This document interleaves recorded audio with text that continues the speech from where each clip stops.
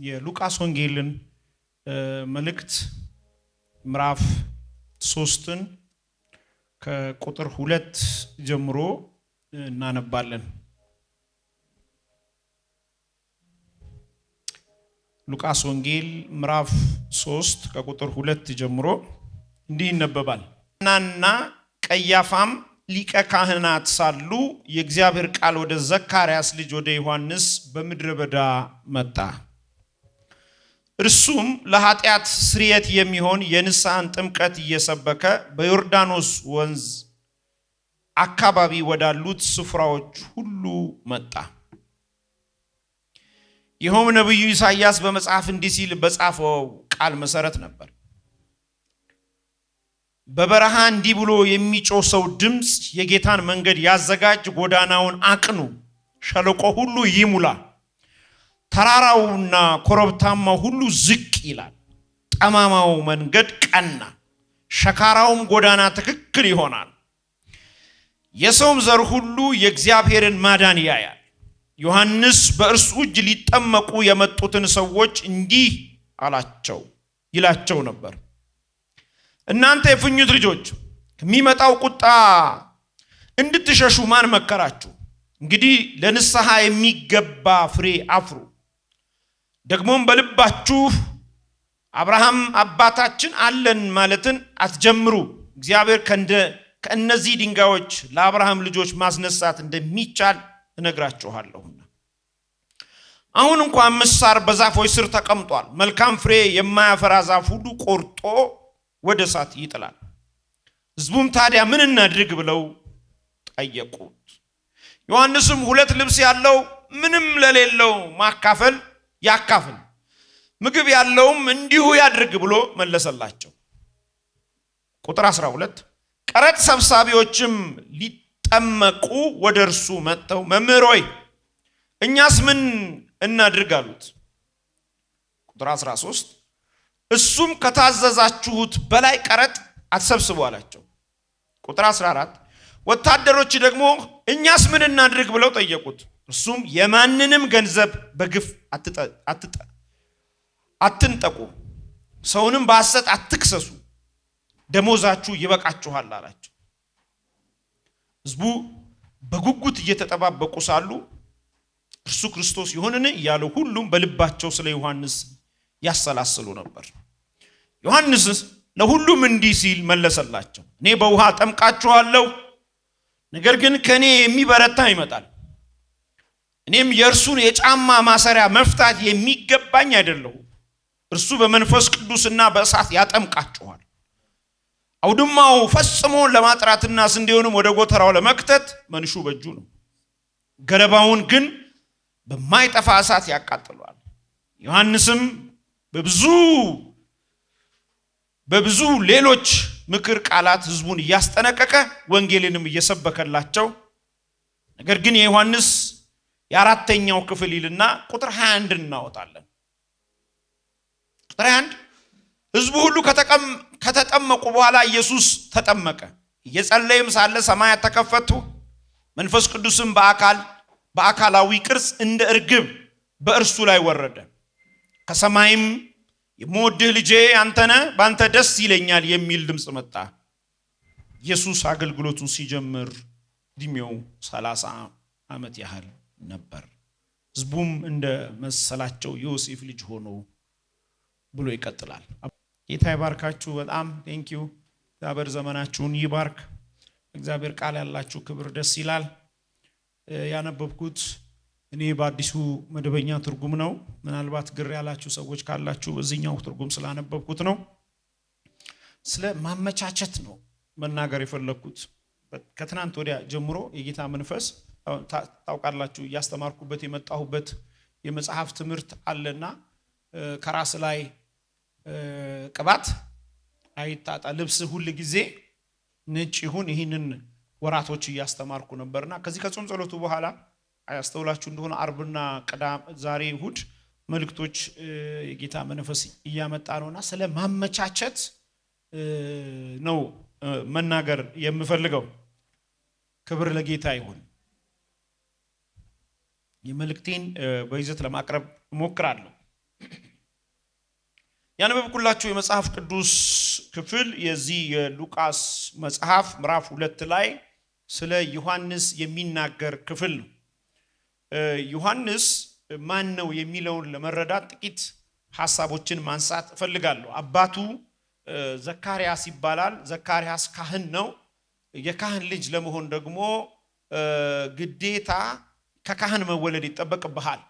ካህናት በብሉይ ኪዳን ካህን የሚሆኑት ከካህን ሲወለዱ ነውና በአመት አንድ ጊዜ ወደ ቅድስተ ቅዱሳን ውስጥ የስርየት የሚገባበት ጊዜ ነው። የእስራኤል ኃጢአት በደል ያመቱ ሁሉ የሚነጻበት ጊዜ ነው። ቅድስት አለ፣ ቅድስተ ቅዱሳን ደግሞ የሚባል አለ እና የእግዚአብሔር አደባባይ ህዝቡ ይቀመጣል።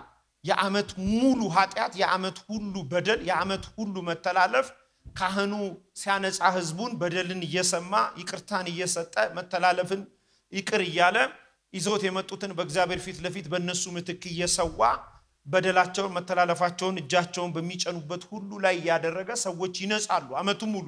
በአመት አንድ ጊዜ ግን እስራኤል ይሰበሰብና ሊቀ ካህኑ ለራሱም ጭምር ኃጢአት ወደ ቅድስተ ቅዱሳኑ መስዋዕት ይዞ ይገባልና እግዚአብሔር ካልተቀበለውና ምናልባት እንኳን ከሞተ በዛው ቀስፎት ተብሎ ሊቀ ካህኑ ላይ እጣ የወጣበት ሊቀ ካህን ላይ እንደ ጽናጽ ወይ እንደ መሻዋሻ ነገር እግሩ ላይ ታሰርና ወደ ቅድስተ ቅዱሳን ኪሩብ ወዳለበት ታቦት ወዳለበት እግዚአብሔር ለሙሴ እንደነገረው በዛ በውስጠኛው ክፍል እገኛለሁ እንዳለው በዛ ውስጥ እኔ አለው እንዳለው ወይንም ደግሞ ያን በመገናኛው ዘመን ያለውን በሰለሞን ዘመን ሰለሞን ቤተ መቅደሱን ሰርቶ በጨረሰ ጊዜ በውስጥ በኩል የጸለየው ጸሎት አለ። በደጅ ሆኖ ማንንም ወደዚህ መጥቶ ምን ቢለምንህ ቢጠራህ ቢፈልግህ ስማው፣ ተገኝለት፣ አድምጠው፣ ከመከራው አንጻው፣ ከጦርነት አሳርፈው፣ ምድሩን ባርክለት፣ እዚህ የመጣ ሰው ሁሉ ይሄን አርግለት ብሎ እየለመነ እያለ ይላል ሊቀ ካህናት ወደ ውስጠኛው ቅድስተ ቅዱሳን በሰለሞን ዘመን ገብቶ ሲያገለግሉ ቤቱን ይልና የክብር ዳመና ሞላው። ካህናትም እንደ ልማዳቸው ሊያገለግሉ እንኳን አልተቻላቸውም የሚል ቃል አለና ይሄ በአመት አንድ ጊዜ እስራኤላኖች የሚያከናውኑት የስርየትና ለእግዚአብሔር የሚያቀርቡት የመስዋዕት ነውና በእጣ ነው የሚጣጣሉት። ለየት የሚያደርገው እጣ ነውና እጣው ሲጣጣል ዘካርያስ ላይ ወደቀ። የሚገርማችሁ ዘካርያስ የሊቀ ካህናት ልጅ ነው፣ ካህን ነው እና መጽሐፍ ስለዚህ ሰውዬ ቤት ሲናገር ሚስቱ ኤልዛቤት ትባላለች። መጽሐፍ ነው የመሰከረው፣ ትልቅ ሰው አይደለም። መጽሐፍ እንዲህ ይላል፣ በንጽህና ይሄዱ ነበረ፣ በቅድስና ይሄዱ ነበረ፣ እግዚአብሔርን በመፍራት ይሄዱ ነበረ። ያ ፋሚሊ ሰማይ ሲመለከተው በጹም ንጽህናና ቅድስና ሲመላለስ የነበረ ፋሚሊ ነው። የእግዚአብሔር አቴንሽኖች ናቸው። አቴንሽኑን ይሰጣቸዋል ጌታ ለነሱ። በጣም ፎከስሊ ነው የሚያያቸው፣ በተለየ መንገድ ነው የሚያያቸውና ያለ ነቀፋ ይሄዱ እንጂ አንድ ካህን ቤት ውስጥ ሊኖር የማይገባ ነገር አለ። ለምሳሌ መካን ናቸው። መካንነት ደግሞ በእስራኤል የኃጢአት ምልክት ነው። እግዚአብሔር ዝም ሲል በዛ ቤት ላይ የሆነ ችግር አለ ማለት ነው። ለምሳሌ ጠንጋራ፣ ሸውራራ፣ መካንነት፣ እውር ምናምን የሌዊ ልጅ እንኳን ቢሆን እቤተ መቅደስ አይገባም፣ ጥግ ላይ ነው የሚሆነው። ስፔሻሊ ደግሞ የካህን ልጅ እንደዚህ አይነት ችግር ቢኖርበት፣ መካንነት ቢኖርበት ያ ቤተሰብ በሌሎች ካህናቶች እይታ ውስጥ ነው ያለው። ስንት የሆነ ችግር ቢኖር ነው እንጂ እግዚአብሔርን እያገለገለ ይሄ ፋሚሊ ያለ ልጅ እንዴት ይሄዳል? ደግሞ የሚገርማችሁ ነገር እሱ ብቻ አይደለም፣ ያለ ልጅ መሄዳቸው ብቻ ሳይሆን ያ ቤተሰብ ከሌሎች ቤተሰብ ለየት የሚያደርገው ካህን መሆናቸው ነው። ለየት የሚያደርጋቸው ደግሞ እድሜያቸው ሄደ። የኤልዛቤትም እድሜ ሄደ፣ መውለጃዋን ተላለፈችው። ሰውየውም በእድሜ ሸመገለ። እንዲሁ እየተባሉ እድሜያቸው ሸመገለ እና ከዕለታት አንድ ቀን ዘካርያስ ላይ ታወደቀና ቅድስተ ቅዱሳን ውስጥ ገብተ የአመቱን ጉዳይ ጨርሰው ስትወጣ ልክ እንደ ልማድ ገብቶ የወጣ ካህን በልዩነት የሚታየው ህዝቡ ምን ያደርጋል? እንደወጣ ይባርካል። ይሄ የእስራኤል ህግ ነው። ዘሌዋውያን ላይ ገብተህ በደንብ መማር ትችላላችሁ። ዛሬ ገብቶ የወጣ ሰው ይባርካል። እስኪ እጃችሁን አንሱ። እግዚአብሔር ጸሎታችሁን ይስማ። እግዚአብሔር ሁሉ ቀን ከእግዚአብሔር ቤት ይባርካችሁ። በእናንተ ላይ የሚናገርባችሁ ካህን አይጥፋ።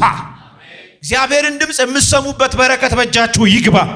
ምልክት በእጃችሁ ላይ ይኖር። ይህ የእግዚአብሔር እጅ ነው በእጃችሁ ላይ ያለው ይባል። እስራኤል እንዲህ በዓመት አንድ ጊዜ እየተባረከ ነው የሚወጣው። እንዲህ ከመድኃኔዓለም በረከት የተቀበለን ሰው ማቆም አትችልም። ፀሐይን ማቆም ትችል ይችላል። የአምላክ ቃል ያለበትን ማቆም አትችልም። የአምላክ ንግግር ያለበትን ሰው በር መዝጋት አትችልም። ከሰማይ የተባረከውን በምድር ማቆም አትችልም። አንድ ቀን ግን ዘካርያስ ገብቶ ህዝቡ ተሰብስቦ ሊባረክ በተቀመጠበት ሰዓት ውስጥ ላይ መሰዋውን ጨርሶ ዞር ሲል መልአክ አየ። የሚገርማችሁ ነገር እግዚአብሔር በጣም ሲበዛ አመቻች ነው። ከአባታችን በላይ አንድ አባት አለ ለኛ የሚያመቻች እና ባልጠበቀው ሰዓት ነው ዘካርያስ አለ ዞር ሲል መልአክ እንደሆነ አወቀ። አቤት ሲለው የሚጠብቀውና እግዚአብሔር ያመቻቸው ይለያያል። ጸሎት ተሰምቶልሃል አለ። ረስቶታል። የትኛው ነው? ዛሬ እግዚአብሔር ያመቻቻል። እንደዚህማ እድሜ አይቀጥልም። አሜን በል። እግዚአብሔር ያመቻቻል። ከጎናቸው እግዚአብሔር ያመቻቻል አሉት። ግድ የላቸው ሰርፕራይዝ አለው በሉት። ድገሙና በሉት። የእግዚአብሔር ሰርፕራይዝ በሉት። ለየት ያለ ነው በሉት። ልጆቹን ለልጆቹ በማመቻቸት ታማኝ አምላክ ሲጮህና እግዚአብሔር በሉት። ታማኝ አምላክ እግዚአብሔር አምላክ ምን ያደርጋል? ያመቻቻል። ጸሎቱ ተሰምቶልሃል የሚል ድምጽ ቀጥታ ወደሱ መጣ። የትኛው ጸሎት ይላል እና ረስቶታል። ወይንም ሊረሳው በነገራችን ላይ ሰውየው በጣም የተማረ ስለሆነ ነው። ምክንያቱም ከ46 ዓመት በላይ የሆነ ሴት ትወልዳለች ተብሎ ስለማይታመን ከዛ ውጪ ደግሞ በጣም ኢምፖርታንት ጸሎት በህይወቱ ላይ ስለሌለ የትኛው አለው ለሰው የማይቻል ዛሬ እንደዚህ ነው። ለሰው የማይቻል ነገር በጌታ በኢየሱስ ስም በቤትሽ ይሆናል። እግዚአብሔር እንደዚህ የሚያምነው አለ። ለሰው የማይቻል ነገር ይሄ ዓመት አይለፍባችሁ። ሴፕቴምበር ዝም ብሎ አይምጣ። ዓመቱ ሳያልቅ የሆነ አዲስ ነገር እግዚአብሔር ያመቻችላችሁ።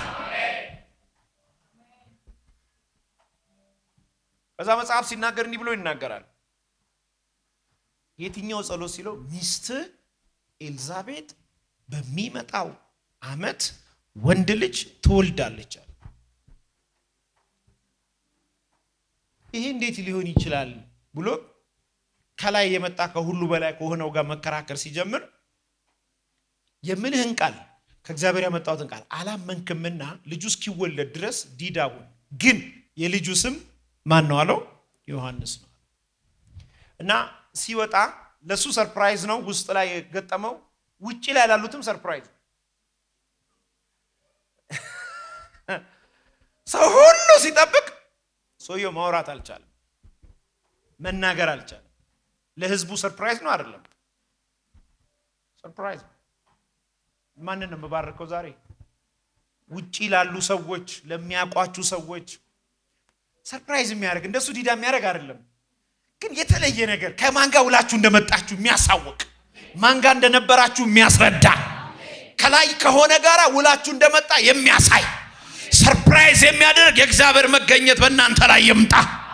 ምናልባት ለአንዳንዶቻችሁ ሐኪማችሁን ሰርፕራይዝ የሚያደርግ የእግዚአብሔር ፈውስ ዛሬ ምሽት በእናንተ ላይ ይሆን። የት ነበርክ የሚያስብል የእግዚአብሔር መዳሰስን ይዳሳችሁ። ከላይ እግዚአብሔር ሰርፕራይዝ ሲያደርግ ወደ ውስጥም ነው ወደ ውጭም ነው። እና እንዲህ የሚል ቃል አለ መጽሐፍ ሲናገር የእግዚአብሔርን ነገር የሚያውቁ አባቶች ውጪ ስለነበሩ ዮሐንስ እንዳልተናገረ ባወቁ ጊዜ አይ አንዳች ነገር ውስጥ አግኝቶት ነው አሉ። ከዚህ በኋላ የምታገኙት የምትኖሩት ኑሮ ሁሉ ከላይ እንደሆነ ይታወቅባችሁ። ማን እንደረዳችሁ ይታይ። ጠላት ሌላ ነገር የማይጠቁምበት ከአምላክ ጋር እንደነበርክ የሚያሳይበት መለኮታዊ መነካት በኢየሱስ ስም ይሁን። ሰው እያነከሰ እንደዚህ ደና ሲሄድ የነበረ ሰው እንዲህ ሲያነክስ ከእግዚአብሔር ጋር ካልሆንክ ስም ይወጣልሃል። አስደግሞ ነው ልትባል ትችላለህ። ያዕቆብ ግን የነካው እግዚአብሔር ስለነበረ ማንም በሱ ላይ ሌላ ነገር አላለም። የነካችሁ እግዚአብሔር ይሁን። ስለዚህ መጽሐፍ ሲናገር እንዲህ ብሎ ይናገራል። ተውት በቃ አንዳች ነገር ውስጥ አግኝቶት ነው የሚሆነው። ይገርማችሁ ከተወደደች ሚስቱ ጋራ ያን ያክል ዓመት በትዳር ሲኖሩ በጌታ ሰላም ያላስረገዛት ወንድማችን ካህኑ ዘካርያስ ዲዳ ሆኖ አስረገዛት። ይንካህ እንጂ ከአምላክ ጋር ዋል እንጂ ያልያዘ ነገር ይይዝልሃል። ማንንም ባርከው በጌታ በኢየሱስ ስም የሆነ የምትይዙት ነገር ይኖር። ለእግዚአብሔር ክብር የሆነ የምትይዙት ነገር ይሆን። በጉብዝናችሁ ወራት ያላዛችሁት፣ በጸሎታችሁ ወራት ያላዛችሁት፣ በጥረታችሁ ሰዓት ያላዛችሁት፣ በሆነ ምክንያት ያላዛችሁት ዛሬ ይሄ ቃል ያመቻቻል። ያላዛችሁት ነገር በኢየሱስ ስም ይሆን። ያላዛችሁትን የምትይዙበት ዘመን፣ ወራት፣ ቀን ይሁን። ወደ እናታችን ኤልዛቤት ሄደ። እሷም እንዳረገዘች ባወቀች ጊዜ ከሰው ሁሉ ፊት ራሷን ሸሸገች። ያው መልአክ ከ6 ወር በኋላ ወደ ማርያም ሄደ። ኢየሱስን ልክ እንዲያንኑ መልእክት ተነገራት። አክስትሽ ኤልዛቤት አርግዛለች አላት። በማይሆንበት ሰዓት ነው ያረገዘችው። እሷም ወደ እሷ መጣች፣ እንዳረገዘች አየች ይላል። ቅድም ያነበብኩላችሁ ወንድማችሁ ዮሐንስ በዚህ አይነት መንገድ የተረገዘ ሰው ነው። ከ9 ወር በኋላ ሰው ሁሉ ተሰብስቦ ዮሐንስ ተወልዶ ስሙን ማን እንበለው ብለው በሚነጋገሩበት ሰዓት ነው እስቲ አባቱን ጠይቀውና ጽፎ ይስጠን ሲባል የዛን ቀን ሲጽፍ በዛው አፉ ተፈታ። ዮሐንስ ተብሎ ተጠራ። ይሄ ልጅ በዘመኑ ሁሉ የመጣበት በዓላማ ስለነበረ ለኢየሱስ ክርስቶስ መንገድ አቅኝና አስተካካይ ነበር። ለኢየሱስ ክርስቶስ አገልግሎት አመቻች ነበር። የመጣበትን ፐርፐዝ ያውቅ ነበር። በዘመኑ ሁሉ አገልግሎቱን ሚስ ያላደረገ ያልጻተ አገልጋይ ቢኖር ዮሐንስ ነበር። በምድረ በዳ አንበጣ እየበላ በምድረ በዳ የግመል ጠጉርና ልብስ ቆዳ አድርጎ ያገለገለ በዘመኑ ሁሉ ለኢየሱስ ክርስቶስ ለእኛ ለመዳን ምክንያት ከሆነ ለፍጥረት መዳን ምክንያት ከሆነ አገልጋይ የብሉይ ኪዳኑ የመጨረሻው አገልጋይ በብሉይ ኪዳን የመጨረሻው ዘመን ላይ የተነሳ እግዚአብሔር የተጠቀመበት አመቻች አገልጋይ ዮሐንስ ነበር። ለራሱ ያልኖረ ለፍጥረት የኖረ ለራሱ ያልኖረ ለኢየሱስ ክርስቶስ አገልግሎት መቃናት መንገድን ሲጠርግ የነበረ ሰው ዮሐንስ ነበር። የሚገርማችሁ ነገር ዮሐንስ መንገድ መጥረጉ እኔና እናንተን ዛሬ ለመዳን ምክንያት የሆነው ዮሐንስ ያንን መንገድ ያንን ፈንጂ ያንን ነገር ባያጠራ ኖሮ በዘመኑ በራሱ ዘመን ራሱ ቢኖርበት ኖሮ ከባድ ነበር የሚሆነው። በራሱ ዘመን ግን ልክ እንደ ዳዊት እግዚአብሔርን አገለገለ ዳዊት እንደሚል ዳዊትም በዘመኑ እግዚአብሔርን አገለገለ። ዮሐንስም በዘመኑ ለኢየሱስ መንገድ ይጠርግ ነበር። ቅድም እንዳነበብኩላችሁ ይላችሁ ዮሐንስ መንገድ ጠርጎ አስተካክሎ ጌታ ኢየሱስ ክርስቶስ አገልግሎት ከመሄዱ በፊት በተጠረገለት መንገድ መጣና ዮሐንስ እጅ ላይ ተቀመጠ። አጥምቀኝ አለው። አንተ ልታጠምቀኝ ይገባል እንጂ እኔ እንዴት አጠምቃለሁ ሲለው ጽድቅ ልንፈጽም ይገባናል። ዛሬ አጥምቀኝ አለው። አንተ በውሃ እኔ በእሳት አጠመቀው ይላል። አብ ቀጥታ ተናገረበት። በመንፈስ ቅዱስ አማካኝነት የምወደው ልጅ እሱ ነው። 30 ዓመት ነበር አገልግሎቱን ሄደ ይላል። ኢየሱስ አገልግሎቱን ለመቀጠል የዮሐንስ አገልግሎት ያስፈልገው ነበር። የዮሐንስ መድከም ያስፈልገው ነበር። የዮሐንስ እድሜ ያስፈልገው ነበር። ኢቭን ይላችሁ ከ10% 8% የዮሐንስ ደቀ መዛሙርቶች ናቸው የኢየሱስ ደቀ መዛሙርት የሆኑት። አንዳቸውም ለራሳቸው አልኖሩም። አንዳቸውም ለግላቸው አልኖሩም ነበር። የመጡበትን ሐሳብ አውቀው ያመቻቹ ነበር። በእነሱ ዘመን ሊደረግ የሚገባውን ነገር ሁሉ ከማድረግ አይበዙንም ነበር። አይኖ ላይፍ አላቸው፣ አይኖ ቤት አላቸው፣ ትዳር አላቸው። ግን የተቀበሉት ነገር ሁሉ ሜሬጃቸው ቢሆን ለእግዚአብሔር ሐሳብና ፍቃድ መንገድ አገልግሎት ይጠቀሙበት ነበር። ሀብት ነበራቸው፣ ለወንጌል አገልግሎት ይጠቀሙበት ነበር። ጉብዝና ነበራቸው፣ ለወንጌል አገልግሎት ይጠቀሙበት ነበር። ለኢየሱስ ክርስቶስ ለትውልድ መዳን ምክንያት ይጠቀሙበት ነበር። ዘመድ ነበራቸው፣ ይጠቀሙበት ነበር። ዝምድናቸውን ለወንጌል ነበር የሚጠቀሙበት። ስራ ነበራቸው፣ ከማንም በላይ ሰሩ ነበር። ለወንጌል አገልግሎት ይጠቀሙበት ነበር። ጌታ ኢየሱስ ክርስቶስ ተጠቀመበትና ያንን የዘረጉት መንገድ ላይ ልክ 30 ዓመት ላይ አገልግሎት ቀጠለ። ክብር ለስሙ ይሁን። የኔ ጌታ የ30 ዓመት አገልግሎት በ30 ዓመቱ እድሜው አገልግሎት ሲጀምር የ3 ዓመት ተኩል በጣም ፈጣንና በጣም ደስ የሚል ትጋት ያለበት በዛው ልክ መከራ የሞላበት አገልግሎት ፍጥረትን ለማዳን የተከፈለውን መንገድ ሁሉ ሄዶ ለመክፈል የሄደበት መንገድ አጭር ምስጢር ያደረጉት የእነዚህ ሰዎች አስቀድሞ መጥረግ። በ3 ዓመት ተኩል ጊዜ ውስጥ ያለቀው አገልግሎት የዮሐንስን እድሜ ጠይቀዋል። የዮሐንስን እድሜ ጠይቀዋል። አስባችሁት እንደሆነ አላውቅም። በጣም አጭር ይመስላችኋል የኢየሱስ ክርስቶስ የ3 ዓመት ተኩል አገልግሎት? ብዙን ዓመት መንገድ የጠረገለት ዮሐንስ ነው። መንገድ አቅኑ በምድረ በዳ የእግዚአብሔር ልጅ ይመጣል፣ የፍጥረት መዳን ይሆናል፣ በኢሳይያስ ላይ የተጻፈው ያንን እውነት የሚያስፈጽም መልእክተኛ ነበር። ያመቻች ነበር። ለምንድን ነው የሚያመቻቸው? አንደኛ ፍጥረትን የእግዚአብሔር ልጅ ለማድረግ። ለምን? ፍጥረት የእግዚአብሔር ልጅ አልነበረም? አልነበረም። መጽሐፍ ምን ይላል? የቁጣ ልጆች ነበር።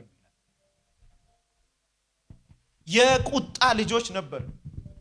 በኃጢአታችንና በበደላችን በመተላለፋችን ምክንያት ለገዛ ሐሳባችን ባሪያዎች ሆነን በፊታችን ያየነውን ሁሉ ለማድረግ ዝግጁ ነበር። የሚከለክል የሚወቅስ የሚያስቆም ነገር አልነበረም። ሰው ሁሉ ኃጢአትን ሰርቷል፣ የእግዚአብሔር ክብር ጎሎታል ይላል መጽሐፍ። ሰው ሁሉ ካለ አንድስ እንኳን የለም ጻድቅ። ሁሉ በአዳም ምክንያት ሞትን ተቀብሎ ታፔላ ይዞ እየሄደ ነበር የነበረው። ይሄንን ፍጥረት በአንዱ በልጁ በክርስቶስ ኢየሱስ በኩል የእግዚአብሔር ልጅ አድርጎ ለመስጠት ኢየሱስ ምን አድርጎ?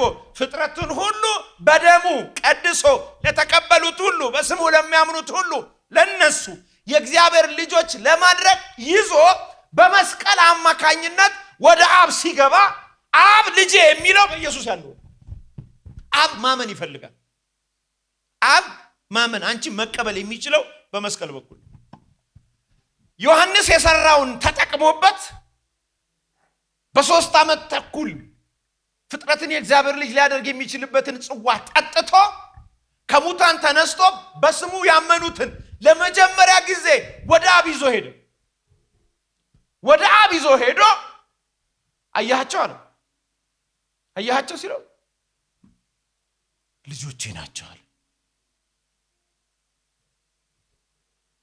ልጆቼ ናቸው አለ። በጣም እኮ በብዙ ሺህ የምንቆጠር ሆነን በሚሊዮንስ የምንቆጠር ሆነን ሳያቸው አብ ልጆቼ ናቸው አለ። ምክንያቱም አንድያ ልጁ ነው የሚያውቀው። አብ ልጁን ብቻ ነው። በልጁ ያሉት ሁሉ ልጁን ይመስላሉ። እግዚአብሔር ተቀበለን። ጌታ ኢየሱስ ክርስቶስ የሚገርም አመቻች ነበር። የሚገርም አመቻች፣ ነፍሱን ስለ ወዳጃችሁ አሳልፎ የሚሰጥ የሚገርም አመቻች። የእግዚአብሔር መንግስት እንድንገባ ለሰይጣንና ለሰራዊት ወደ ተዘጋጀለት የሞት ባህር እንዳንገባ ብቸኛ በር በመሆን የእግዚአብሔር ልጅ በማድረግ አመቻች ነበር። አመቻች ነበር። አደገኛ አመቻች ነበር።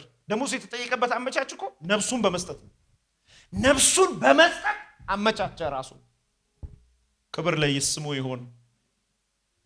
ይሄ ማመቻቸት ይቀጥላል። እሱ ከሄደ በኋላ ሐዋርያቶች ተቀበሉትና ቤተክርስቲያን ከተመሰረተች ሐዋርያ ሥራ ምዕራፍ 2 ለቤተክርስቲያን ከተመሰረተች በኋላ ሐዋርያቶች ለፍጥረት ወንጌል ለማድረስ ራሳቸውን ያመቻቹ ነበር። ጴጥሮስ ባለ ትዳር ነበር። ትዳሩም ልጆቹን ሁሉ ያመቻች ነበር። እነ ጳውሎስ በጣም የተማሩ ትጉ አርክቴክቶች ነበሩ። የሚገርም ድንኳን የሚሰፉ መርከብ የሚሰሩ ሰዎች ነበሩ። ሀብታቸውን፣ ዕውቀታቸውን፣ ትምህርታቸውን፣ ሀብታቸውን ሁሉ ነገር ያመቻቹ ነበር። ግን አልከሰሩም። ክብር ለስሙ ይሁን። የእግዚአብሔር ስም የተባረከ ይሁን። እግዚአብሔር ያመቻቻል። ምን እያልከን ያለው? እቺን ተናግሬ ወደ ጸሎት እንገባለን። እግዚአብሔር እንደዚህ ያለኝ ወደዚህ ይህን ፕሮግራም እንደማገለግል ስጸልይ ተለይ ጾም ጸሎት በጣም ከባባድ ድምጾች እየመጡ ነው ወደኔ። አስተውላችሁት ነው አላውቅም። ያቺ ሱናማይቷ ሴት የሱነም ሴት እጅግ ባለ ጠጋ ነች እኮ። ለዚህ መጽሐፍ ሲናገር ይላል እኔ በከተማዬና በምድሬ ተከብሬ ምኖር ሴት ነኝ አለች። ታመነ እርሻ ገቢ ምንጭ አለ። የሚገርማችሁ ነገር ለንጉሱ ልንገርልሽ ሲላት እኔ መች ሩቅ ሆነብኝ። ቤተ መንግስት ትፈልጋለች ሴትዮዋ፣ ቅርብ ናት። ቀጥታ ላይቭ መግባት የምትችል ምን እንደምታውቃላችሁ? አንድ ቀን ብድግ አለችና እንደዚህ አለች፣ የእግዚአብሔር ሰው በዚህ ያልፋል። እኔ ደግሞ ቤት አለኝ፣ ሰገነት አለኝ፣ ትርፍ ቤት አለኝ። ለምን ወደ እኔ ገብቶ አያርፍም? ለምን አናመቻችለትም? ከዛ አልጋ ዘረጋች ይላል፣ ጠረጴዛውን በር አረገችለት ይላል መጽሐፍ ቅዱስ የሚለው ነው የምነግራችሁ። ከዛ መብራት እንቅርብ አስገባችለት ይላል። አስተካክላ በዛ ሲያልፍ ጠራቸው። የእግዚአብሔር ሰው ያመቻቸው ለስፍራ አለ እስቲ ግባ አለችው። ሲገባ የተመቻቸ ቤት ነው። በመጣም ጊዜ በቤት ሰገነት ላይ ዋናዋ ላይ ሰጠችው። ያርፍም ይተኛም ይበላም ይጠጣ ነበርና አንድ ቀን ብዙ ጊዜ ስለሚያደርግ ማለት አብሮት ያለው ሰው ሱናማይቷ ምን እንድናደርግላት እዚሁ ነገር እናርግላት ይሄን ሁሉ አመቻችታለን ብላ ጠየቀው። ጥራት አለው። መጣች። አቤት ጌታ ያለች። ምን እንዳደርግልሽ ትፈልጊያለሽ ሲላ ምንም ማመቻቸት እኮ ለምን ፈልጌ አይደለም እንድታረግልኝ መልስ ፈልጌ አይደለም ያመቻቸውልህ እኮ ካንተ ለመቀበል አይደለም አንተ መኖርህ በራሱ በቂ ነው። ያመቻቸውልህ ፈልጌ አይደለም ስለሚገባህ ነው። ትልቅ ስለሆንክ ነው። ዋናዬ ስለሆንክ ነው። እድል ስላገኘው ነው። ላንተ ማመቻቸት እድል ስለሆነልኝ ገጥሞኝ እንጂ ፈልግ አይደለም። ተገረመ። እሺ ለንጉሱ ምን ነግርልሽ ነገር አለ? ይሄ ንጉስ እኔ ራሱ ገብቼ አልነግረውም እንዳለችው የዚህ ጊዜ ያዝ ጠጋለና ልጅ የላትም አለው። የሚያመቻች ሰው እግዚአብሔር ዛሬ አንድ ሰው ያነሳልሃል። አንተ ዝም ብትልም የሚናገርልህ ሰው ልጅ የላትም ሲለው ልጅ የለሽም እንዴ ሲላት የዛሬ ዓመት ወንድ ልጅ ትወልጃለሽ ሲል ሴትዮ በጣም አስተዋለች። እግዚአብሔር ሰው አትዋሻት፣ ባሪያን አትዋሻት። አንዳንድ ትንቢት እኮ ይፈትናል። የዛሬ ዓመት ይከብዳል። ዝም ብለህ አንተ በጌታ ሰላም ወንድ ልጅ ዝም ብሎ ይሰጥሻል አትልም። የዛሬ ዓመት ቀን ቀጥረ በጣም ከባድ ነው። አትዋሻት ስትለው አልዋሽሽም ማለት ነብዩ እንደተናገሩ ይላል። የዛሬ ዓመት ልጅ ተቀበለች። ስለ ልጅ ላወራ አይደለም፣ በተሰጣት እድሜ አመቻቸች።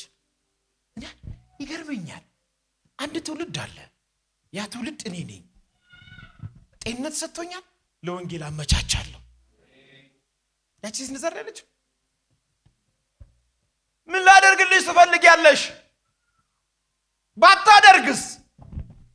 ባይሆንልኝስ? ባይሳካስ? አንተ በቤቴ ከመጣ አይበቃም?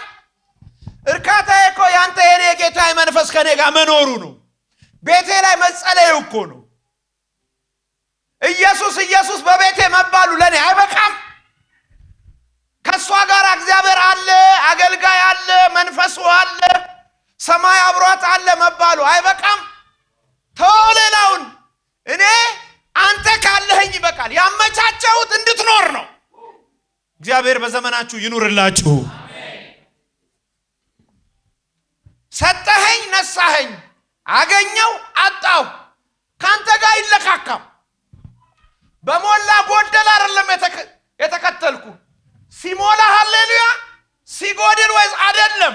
በቂ ነህ አንተ። እኔ እኮ ወደ ቤት የመጣሁት ባንተ አርፌ ነው። አንድ ሰው ጮሆ እኔ እግዚአብሔር ልጅ ነኝ ይበል እስቲ። ይኸውልህ ሰማይ በጣም የሚወደው ሰው ማንን ነው ብለህ ከጠየቀኝ የእግዚአብሔር ልጅ። ሐዋርያ ብትለው እዚህ ምድር ነው፣ ፓስተር ብትለው እዚህ ምድር ነው። ሰማይ የማን ልጅ ነው? እግዚአብሔር ልጅ። እግዚአብሔር በክርስቶስ የተቀበለ ሐዋርያን አይደለም፣ ነብይን አይደለም፣ የእግዚአብሔር ልጆችን ነው። በመጪው ዘመን ምን እንደሚሆን ልንገራችሁ። አንድ ትውልድ ይነሳል፣ ለእግዚአብሔር የሚያመቻች፣ ለመንፈስ ቅዱስ የሚያመቻች፣ በቤቱ ላይ ለእግዚአብሔር ክብር የሚያመቻች፣ መንፈስ ቅዱስ በቤቱ እንዲመቸው የሚሰራ፣ የእግዚአብሔርን ክብር በቤቱ የሚጠብቅ፣ መንፈሱን በክብር የሚጠብቅ፣ የእግዚአብሔርን ድምጽ የሚከተል፣ የእግዚአብሔርን ህልውና የሚጨብጥ፣ ጥማቱ የእግዚአብሔር መንፈስ የሆነ፣ ህልውናው የእግዚአብሔር መንፈስ የሆነ፣ ለእግዚአብሔር መንፈስ የሚያመቻች። በዘመናት መካከል እዚህ እስከምደርስ ድረስ የኔ ህይወት እናንተ ታውቃላችሁ፣ እንዲና እንዲህ ነው። ያልነካካሁት ያልገባሁበት ነገር የለም። አንድም ቀን ግን በእግዚአብሔር ፊት በኩራት ብነገር ፕላን አድርጌ ሰው ጎድቼ አላውቅም። ኮንሲኩዌንስ አስቤ አድርጌ አላውቅም። ይሄን ያደረገው በማለዳ ስለተያዝኩ ነው። በእግዚአብሔር መንፈስ ቆየት ብዬ ቢሆን ኖሮ ላደርግ ይችል ነበር። ሚነዳኝ ድራይቭ ስለሚያደርግ እያንዳንዱ በህይወቴ ላይ መጣሁባቸው መንገዶች አንድም ቀን በፕላን ሰዎችን ለመጉዳት አቅም አግኝቼ አላውቅም። እግዚአብሔር ቤተሰቦች የእግዚአብሔር መንፈስ ማደሪያ ስትሆኑ አንድም ቀን በህይወታችሁ ላይ ለእግዚአብሔር መንፈስ እንዲጋባበት ፕላን ታረጉ ይሆናል እንጂ ክፋት አታረጉ። ክብር ለኢየሱስ ይሁን። ላሜህን ስንት ሰው ያውቀዋል? ላሜህ የኖህ አባት ነው።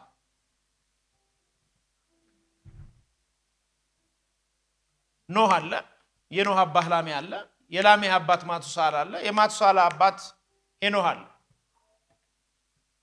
የሄኖህ አባት በኋላ አንድ አባት አለ። ከዛ በኋላ በቃየል ቦታ የተወለደው ሴት ነው ያለው። የሚገርማችሁ ነገር በመጽሐፍ ቅዱስ ረጅሙን እድሜ የኖረው ማቱሳላ ነው፣ የላሜህ አባት። የላሜህ አባት ማቱሳላ፣ የማቱሳላ አባት ሄኖህ እድሜው በጣም የሚገርማችሁ 200 ምናምን ዓመት የኖረው ብዙ አልኖረው። እግዚአብሔር ወሰደው ይላል። እግዚአብሔር ምን አለው?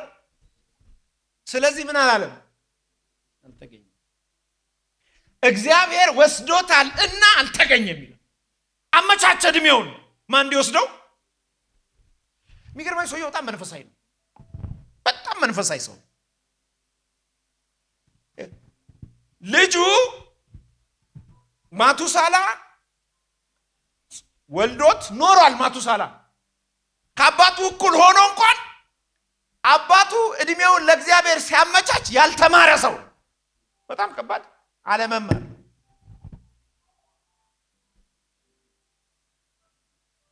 ከዛ ማቱሳላ ኖረና ላሜህን ወለደ። ላሜህ ደግሞ ወዲያው አገባና ኖህን ወለደ። ኖህ የ200 ዓመት ምናምን ዓመቱ ሲሆን ማቱሳላ የ650 ምናምን ዓመት እድሜ ነው። በጣም ማቱሳላ እንደዚህም ያልተማረ ሰው ነው። ዘፍጥረት ምዕራፍ 7 ላይ ዘፍጥረት ምዕራፍ 6 ማዕከል አካባቢ ላይ እግዚአብሔርና ኖህን አገኘው ብሎ ጻድቅ ሰው አገኘው ብሎ መርከብ ስራ ሲለው መንፈሳዊ እንቅስቃሴው ሲገባ ትውልድን ለማዳን የእግዚአብሔርን ሐሳብ ለማስፈጸም ትንቢትን ለማስፈጸም ሲያመቻች ስንት ዓመት ነበር የሰራው? 140 ዓመት ነው። 120 ዓመት 120 ቀን አይደለም፣ 120 ወርም አይደለም፣ 120 ማቱሳላ በሰፈር ነበር። መጽሐፍ እንደሚታወቃለች ስለ ማቱሳላ ስለዛ ፍጥረት ሲናገር ሰው የጥፋቱ እስኪመጣ ጊዜ ድረስ ያገባ፣ ይጋባ፣ ይወልድ፣ ይድር፣ ይነግድ፣ ይሸጥ ነበር። ኖህ መርከብ ሲጀምር ምናልባት በአሁኑ ሀገር ቋንቋ ዲቪ ወጣላቸው ሰዎች አሜሪካ ሄደው ከ20 ዓመት ከ40 ዓመት በኋላ ሲመጡ ኖህ ምን እያደረገ ነው? መርከብ እየሰራ። አያዋጣም። ማመቻቸት ነው። አንዳንድ ጊዜ እድሜህን ለእግዚአብሔር ስታመቻች አያዋጣም ለሰው። የሆነ ቀን ግን አለ ተርፈታ ተርፋለህ፣ ድነት አድናለህ። መጽሐፍ እንደሚል ታውቃላችሁ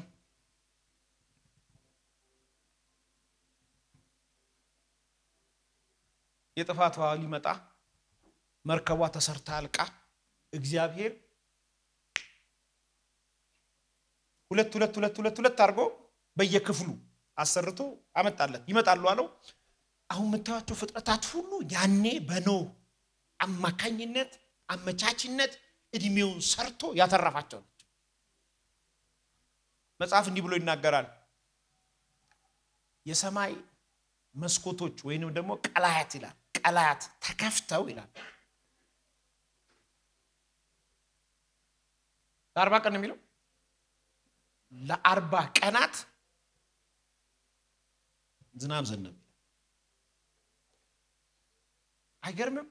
ሰማዩ ሲያጉረመርም ዝናብ ሲዘንብ ሰው ሁሉ ኖርማል ነው የመሰለው። በደህና ጊዜ የተመቻቸ ያ መርከብ በነገራችን ላይ በአዲስ ኪዳን መስቀል ነው። እሺ ያው ነው የሚሆነው። አሁንም ልክ እንደዛው ነው የሚሆነው። ራሱን ለመስቀል ውስጥ ለመግባት ያላመቻቸ ያልገባ ሰው፣ በክርስቶስ መዳን ውስጥ ያልገባ ሰው፣ ዓለምን ያልተወ ሰው፣ ኢየሱስ ያልበለጠበት ሰው ድንገት ነው የሚሆነው። ያኔ በጣም ሀብታሞች ነበሩ። ያኔ በጣም ታዋቂዎች ነበሩ። ልክ እንዳሁኑ ያኔ የነበረው ሁሉ አሁንም አለ። ራሳቸውን ያማጠኑ ያመቻቹ ጥቂት ሰው ነው የተገኘው ያኔ። ዛሬም እንዲሁ ነው። መጽሐፍ እንደሚል ታውቃላችሁ፣ የኖህ መርከብ ከፍ ከፍ ከፍ ከፍ ማለት ጀመረ ይችላል። ጥቂት ሰው ነው። ኖህና 3 ልጆቹ ሴም፣ ያፌት፣ ካፌት እና የሚባሉት ሚስቶቻቸው እንስሶች ናቸው። ስለማመቻቸት ነው እያወራሁ ያለሁት። ባላችሁበት ከተማ፣ ባላችሁበት መስሪያ ቤት፣ ባላችሁበት ቤት፣ ባላችሁበት ቸርች አመቻቹ። ተርፋችሁ ታተርፋላችሁ። እኔ ለራሳቸው የሚሰሩ ሰዎች በጣም ያሳዝኑኛል። አምኖ የሆነ ሰው ስራ ወዳድሮ ሲቪሽን አይቶ ተቀብሎሽ ቀጥሮሽ እዛ መስሪያ ቤት ደሞዝ እየከፈለ ወንበር ሰጥቶ መኪና ሰጥቶ አምኖ ኃላፊነት ሰጥቶ ስራ ትሰራለህ ብሎ ለራስህ ትሰራለህ። ነውር አይደለም? እውነት አለቃው ባያይ እግዚአብሔር አይም ወይ?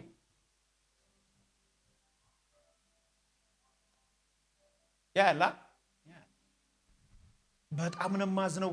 እኔ በዚህ ዘመን ማዝነበት አንዱ ምክንያት ልንገራችሁና ወደ መልእክቴ ላገባል። በቸርች ውስጥ ቸርች የሚተክሉ ሰዎች፣ በቸርች ውስጥ ቀን የሚጠብቁ ሰዎች፣ በቸርች ውስጥ ግሩፕ የሚፈጥሩ ሰዎች፣ በቸርች ውስጥ ቸርች ገንጥለው ለመውጣት ምን አይነት መንፈስ ነው? ምን አይነት ወገኖች፣ ለጊዜው ሊመስል ይችላል። ቅልጥፍ ዘርጋ ብለ የሆነ ግን ሊመስል ይችላል። በዘመናችሁ ግን አይሁን። ለራሳችሁ አትስሩ። እግዚአብሔር ማመቻቸት ያለባችሁ ለተቀጠራችሁበት ጉዳይ ነው። ለመጨረሻ ስሙት። መጽሐፍ እንዲህ ብሎ ይናገራል። መርዶክዮስ በደጅ ላይ ቁጭ ብሎ ነበረ። ገበታና ታራ ንጉሱን ለመግደል አስበው ነበረ። ሲማከሩም ሰማ። ንጉሱንም በህይወት እንዲተርፍ አስጣለው። ማን እንዳስጣለውም በወቅቱም ሰዎቹ ንጉሱን ሳይገድሉት እንዲቀሩ በመርዶክዮስ አማካኝነት ንጉሱ ተረፈ። መርዶክዮስም የሰራው ስራ በንጉሱ መዝገብ ላይ ተቀመጠ። ስራው ማስጣል፣ ማመቻቸት ስራው ነው። እንዳትሞት ማድረግ ስራው ነው። ይሄንን አድርጎ ተመልሶ በር ላይ ተቀመጠው። ተመልሶ ዝቅታ ላይ ነው ያለው። ተመልሶ ውርደት ላይ ነው ያለው። ተመልሶ የሃማ ማስፈራራት ያስፈራራዋል። የቀን ጉዳይ ነው። አንተ አመቻች እንጂ ሰውን ለማዳን ሰውን ለማትረፍ ለእውነት ስራ እንጂ የቀን ጉዳይ። አንድ ቀን መጽሐፍ ሲናገር እንዲህ ይላል፣ የንጉሱን እንቅልፍ እግዚአብሔር ከለከለው ይላል። እናንተ ንጉሱም ከእንቅልፉ ብድግ አለና እስቲ የነገስታቱን መዛግብት አምጡልኝ አለ።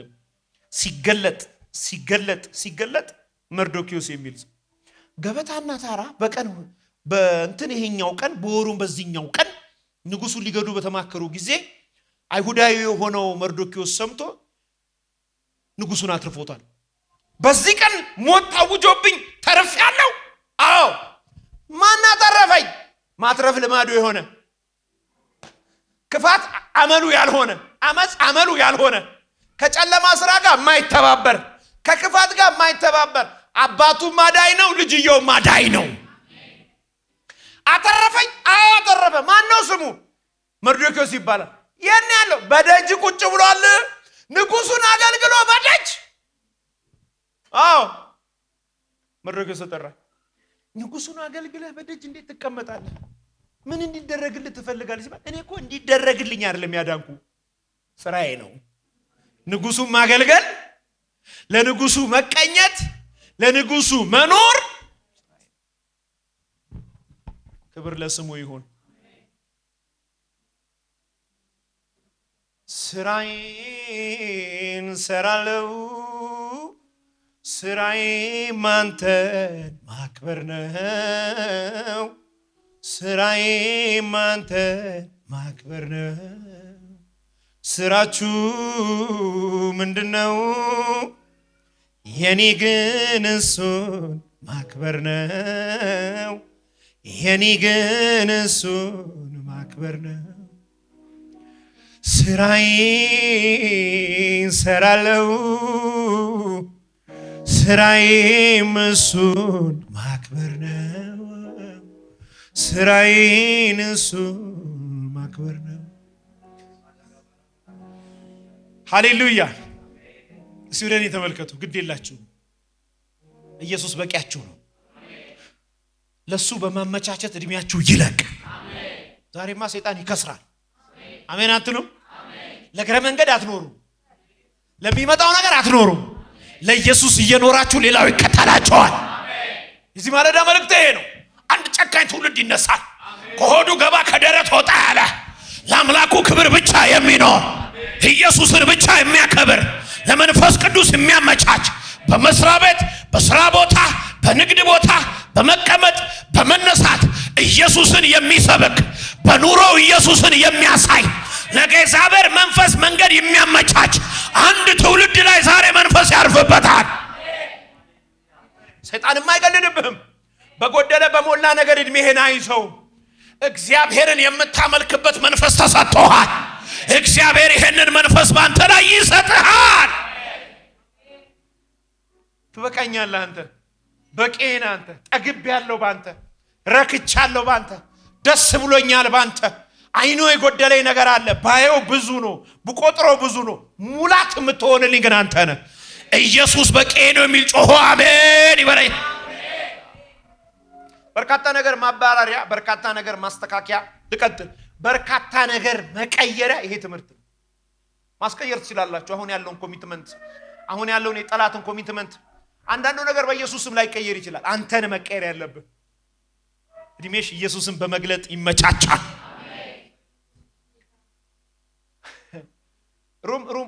ሩም አገር ሄዶ የሚያቅሰው ሩም ለአገልግሎት ሄጄ አይ ቲንክ አንድ ሰረገላ የሚያሳርፍ መንገድ ነው። አንድ ሰረገላ እንደዚህ ያስኬዳል። በየቤቱ ሜትሩ አሁን መብራት ነው ያለው። ያኔ መብራት አይደለም። ያ መንገድ ሲሰራ ረጅም ንጉሱ እንዲመጣበት ባይብል ላይ የለም። ክርስቲያኖች ተይዘው ከአይሁድ መጥተው እዛ ወንጌል ሰብከው የዳኑትን ኢየሱስ ጌታ ነው ሲሏቸው፣ አዎ ኢየሱስ ጌታ አይደለም በሉ ሲሏቸው፣ ነው እኛ እኮ የዳን ነው ለሌሎች እንዲድኑ ለማመቻቸት ነው። እንግዲያውስ አሏቸው። የሚገርማችሁ እንዲህ 150 ሜትር ይሆናል በድንጋይ የተሰራ እንደዚህ ያሳሯቸውና በዚህ በውስጣቸው በኩል ብረት አድርገው ሰም ታውቃላችሁ፣ ሰም ላያቸው ላይ ያደረጉ እና ያ ቦታ የተሰራው ሌሊት ነው። ቀን ሙቀት ስለሆነ እስረኞቹ የሚሰሩት መንገዱን የሚሰሩት ግራውንድ ውስጥ ተኛል። ሌሊት ላይ እነዚህን ክርስቲያኖች ከነ ነፍሳቸው ነው ሰም አድርገው ያቃጥሏቸዋል። ብርሃን ሲበራ መንገዱ ይሰራል። ወንጌል ዝም ብሎ አልመጣም። ያመቻቹ ሰዎች አሉ። አንዳንዶች ይላል መጽሐፍ ቅዱስ በአንበሳ ጉድጓድ ተበሉ። አንዳንዶች በሰይፍ ስለት ተወጉ። አንዳንዶች በመጋዝ ተሰነጠቁ። ወንጌል ለመሄድ በኢትዮጵያ ሕገ መንግስቱ ዛሬ እንደዚህ የሚያደርግ የለም። በወጣችሁበት ግን ኢየሱስን የምትሰብኩበት መንፈስ ትቀበላላችሁ። ማን ነው በደንብ አሜን የሚለኝ? ብላቴኖች በዘመናችሁ ሁሉ ኢየሱስን በመስበክ ለኢየሱስ በመሆን መንገድ ጠራጊ በመሆን ወንጌል በእናንተ ምክንያት እንቅፋት እንዳይሆን፣ ወንጌል በእናንተ ምክንያት አቅም እንዲያገኝ፣ ጉልበት እንዲያገኝ፣ ብርታት እንዲያገኝ፣ ልበ ሙሉ እንድትሆን፣ ደፋር እንድትሆን፣ ቁመና ያማረ እንዲሆን፣ የመንፈስ ቁመና ነው የማወራው። አይኖች ከሩቅ እንዲመለከቱ፣ ብርቱ ሰው እንድትሆን፣ እንዲህ በመሆን አንዳንድ በሽታ ይሄዳል። ክብር ለማን ይሆን? ይህን አገልግሎት ለመደገፍ ከስር ባስቀምጥ ነው የባንክ አካውንት እንድትጠቀሙና የወንጌልን ስራ አብራችሁን እንድትሰሩ እያልን ዩቲዩብ ቻናላችንን ሰብስክራይብ በማድረግ ፌስቡክ፣ ኢንስታግራም እና ቲክቶክ አካውንታችንን ፎሎ በማድረግ የጌታን ስራ እንድትደግፉ ጥሪ እናቀርብላችኋለን። ለበለጠ መረጃ በእነዚህ ስልኮች ተጠቅመው ይደውሉ። ተባረኩ።